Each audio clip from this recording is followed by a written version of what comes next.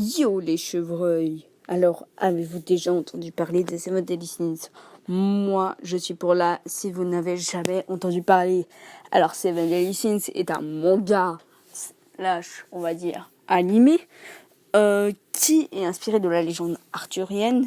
Seven Deadly Sins est un manga de type action, aventure, comédie, héroïque, fantasy, romance, mais surtout avec quelques petites scènes quelque peu douteuses, on va dire à cause de Meliodas, le personnage principal, avec Elisabeth qui est la personnage, on va dire, secondaire.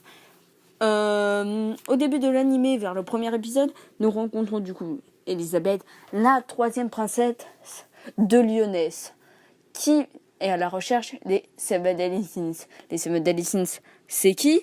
C'est tout simplement un groupe de 7 chevaliers qui ont été bannis du royaume de Lyonesse, qui est, on va dire, la ville principale de cet animé, qui est dans le royaume de Britannia. Du coup, voilà. Ça, c'est du coup un peu à retenir. Alors, pourquoi ils ont été renversés ? Enfin, plutôt, pourquoi ils ont été bannis de royaume ?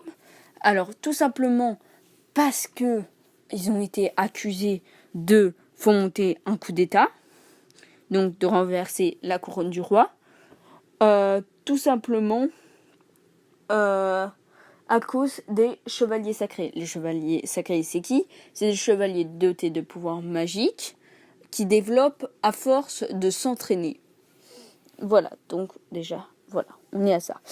Alors, ensuite, ce que nous pouvons retenir du manga, et non de l'animé, c'est que l'auteur est Nakaba Tsuki, l'éditeur japonais est Kodansha, et l'éditeur français est bien entendu Pika Édition, qui fait la plupart de nos mangas actuels. Alors, Seven Deadly Sins, est-ce que c'est connu ? Bien entendu. Alors, Nanatsu no Taizai ou Seven Deadly Sins, peu importe, c'est la même chose, veut signifier du coup les 7 péchés capitaux, qui a été au début de l'animé très, on va dire, jugé par ses caractères, on va dire, quelque peu douteuses dès le premier épisode,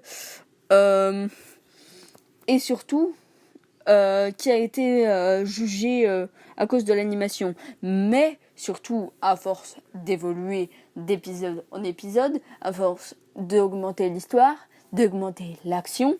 Ils sont montés, on va dire, de 1000 téléspectateurs sur l'animé, et environ 10 000 qui lisent le manga, à plus de 2 millions de personnes qui suivent le manga.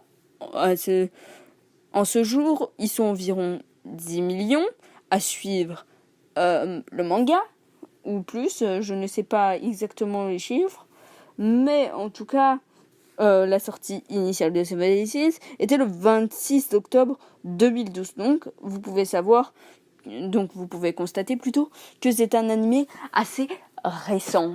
Mais en tout cas, l'animé du coup se base sur les Seven Deadly Sins qui vont essayer de combattre les chevaliers sacrés qui les ont accusés de fomenter un coup d'État. Et c'est grâce à la princesse de Lyonesse, Elisabeth de Lyonesse, qui vont réussir ou pas à du coup pas renverser la couronne parce que sinon ils seront encore bannis, mais à plutôt prouver qu'ils n'ont rien fait, qu'ils n'ont rien à voir dans le coup d'État et que c'est les chevaliers sacrés qui ont fait de l'injustice.